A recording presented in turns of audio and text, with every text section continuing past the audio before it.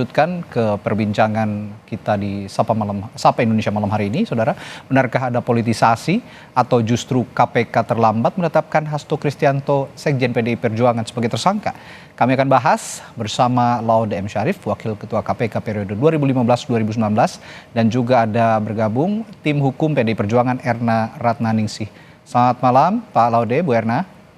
Selamat malam, Mas. Ya, saya ke Bu Erna dulu deh kalau gitu. Bu Erna, ini menurut PDI Perjuangan ada upaya politisasi. Indikasinya apa kira-kira? Ada beberapa hal yang ingin saya sampaikan berkaitan dengan penetapan tersangka Sekjen PDI Perjuangan. Ya. Kenapa kita pada kesimpulan adanya politisasi hukum?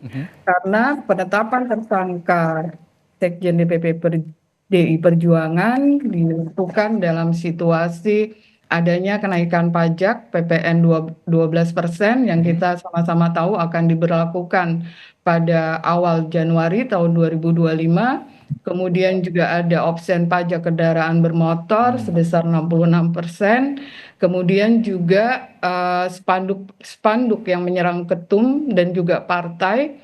Dan kita sudah laporkan, namun sampai saat ini belum ditindaklanjuti.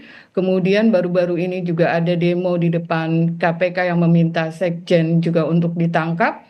Dan juga penetapan tersangka ini terjadi menjelang Kongres PDI Perjuangan yang akan dilaksanakan beberapa bulan ke depan. Oke, tapi secara konstruksi hukum, Bu Erna, korelasinya ada di mana dari hal-hal yang Anda sebutkan tadi dengan apa yang ditetapkan oleh KPK terhadap Hasto Kristianto, Pak Hasto Kristianto sebagai tersangka?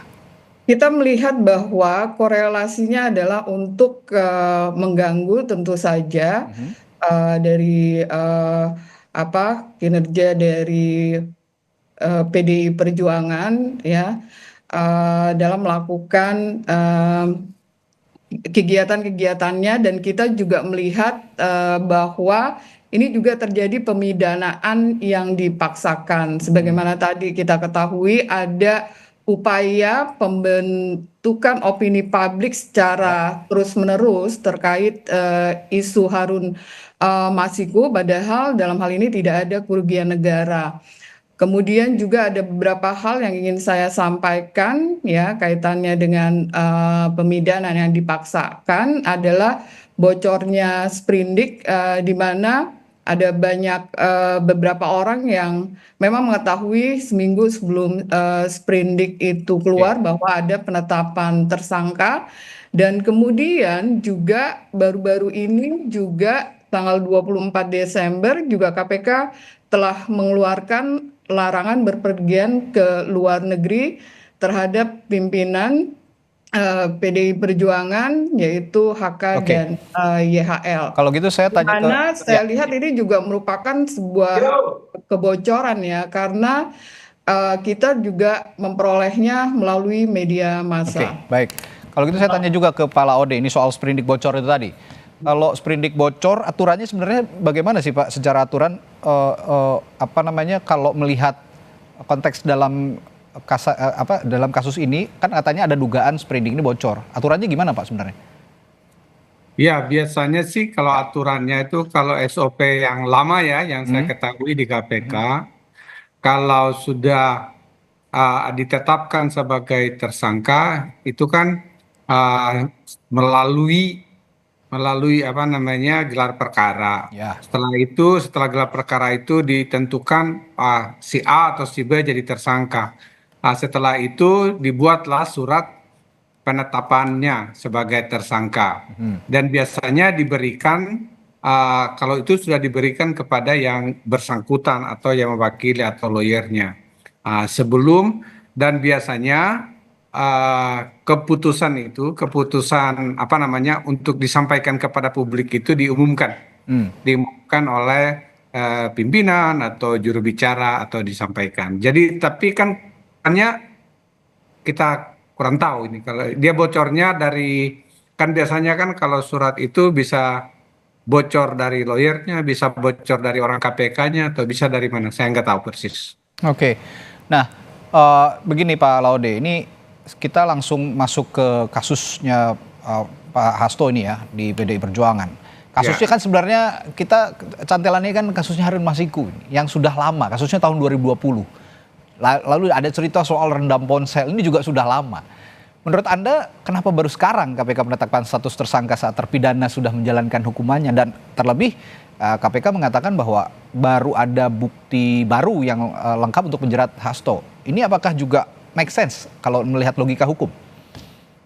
Ya, jadi kalau memang Wahyu Setiawan itu dikenakan pasal suap, maka kan harus ada pemberi, bukan cuma penerima. Oke.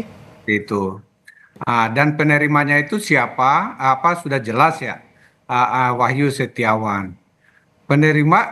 Pemberinya pada saat itu yang saya tahu adalah Harun Masiku yang melarikan diri. Dan kata orang-orang, uang dari Harun Masiku itu berasal dari Pak Hasto. Jadi Pak Hasto ini diberikan sebagai kayak pemberi suap juga bersama-sama dengan Harun Masiku.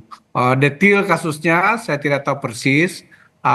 Jadi menurut saya memang ada keterlambatan dari KPK untuk menetapkan Pak Hasto sebagai tersangka karena Wahyu Setiawan saja sudah keluar dari penjara sekarang.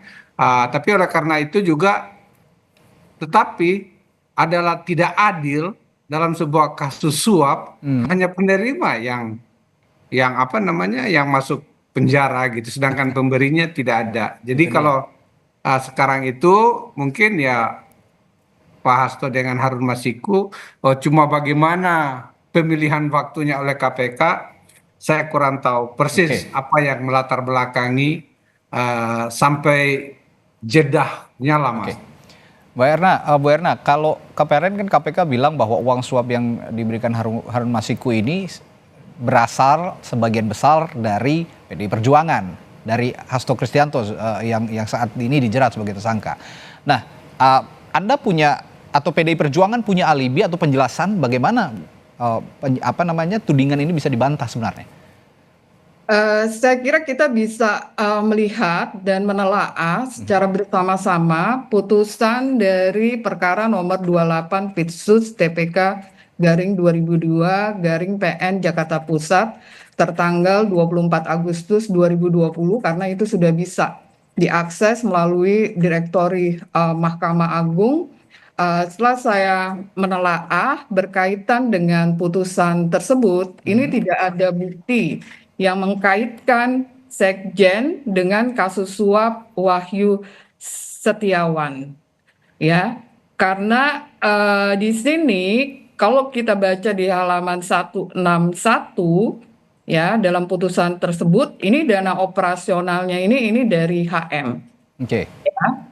Kemudian juga seperti tadi disampaikan oleh Pak Laude bahwa kasus HM ini untuk Wahyu Setiawan ini sudah berkekuatan hukum tetap dan ingkrah, dan Wahyu sendiri sudah dinyatakan bebas bersyarat.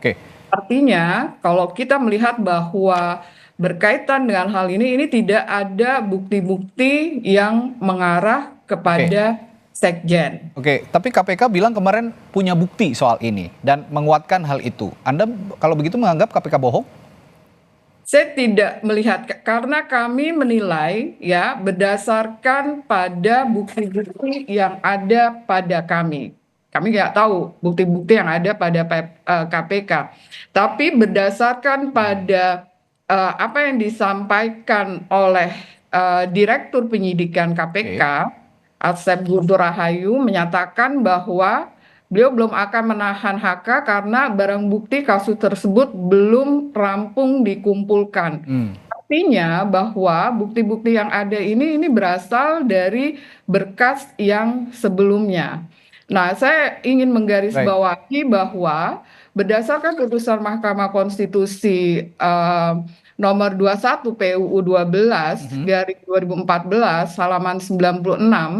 Jadi intinya menyebutkan bahwa frasa menemukan tersangkanya dalam pengertian penyidikan ini harus ditafsirkan bahwa dalam rangka tindakan penyidikan melakukan suatu proses pengumpulan bukti Oke. yang dengan bukti tersebut kemudian penyidik menemukan tersangka tindak pidana sehingga dia tidak serta-merta penyidik ini menemukan tersangka sebelum melakukan pengumpulan barang bukti.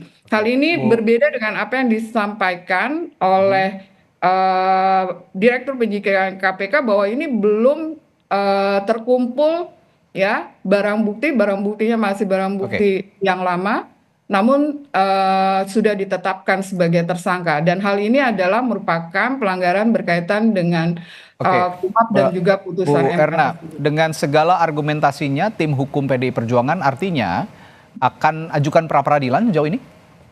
Kami belum menentukan apakah akan melakukan pra peradilan atau tidak, tapi kita akan melihat situasi yang ada berkaitan dengan perkara ini. Terakhir singkat saja Pak Laude, untuk KPK sendiri dengan ada anggapan politisasi dan segala macamnya, belum lagi nanti opini publik yang terbentuk. Bagaimana harusnya KPK bersikap sekarang untuk kasus yang dihadapi oleh Hasto Kristianto ini di PDI Perjuangan? Ya, menurut saya KPK harus bersikapnya itu adalah harus menunjukkan bahwa betul-betul kasus ini adalah layak untuk naik, ditingkatkan statusnya menjadi tersangka dan yakin bahwa ini adalah kasus yang betul-betul kasus korupsi. Itu adalah kewajiban. Yang nomor dua, KPK harus bertindak sama dengan kasus-kasus yang lain. Misalnya penundaan yang lama waktu itu sekitar berapa tahun tuh, mulai dari 2019 lidiknya sampai 2020 sekitar 5 tahun baru masuk ini, memang bisa dianggap sebagai sesuatu yang bisa dicurigai masyarakat. Tapi oleh karena itu kita juga harus memberikan dukungan kepada KPK kalau betul-betul mereka profesional dan mudah-mudahan ke depannya itu mereka juga berani kembali marwahnya untuk menetapkan kasus itu dengan tidak mempertimbangkan politik, tetapi betul-betul murni kasus korupsi yang mereka benar-benar objektif ya. Apalagi sekarang KPK era baru kan, pimpinannya juga baru semua. Tentu saja ini jadi harapan publik. Ya KPK juga tidak lagi tebang pilih, tidak lagi ada politisasi begitu.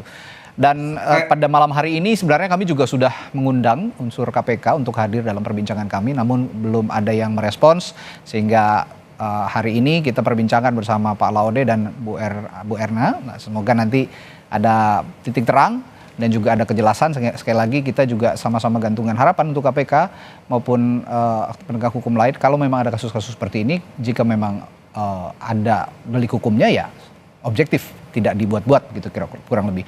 Baik, terima kasih Pak Laude Muhammad Syarif, Wakil Ketua KPK periode 2015-2019 dan juga Ibu Erna Ratnaningsih dari tim hukum PDI Perjuangan telah berbagi informasi dan perspektifnya malam hari ini di Sapa Indonesia Malam. Sehat selalu Bapak dan Ibu, sampai jumpa lagi.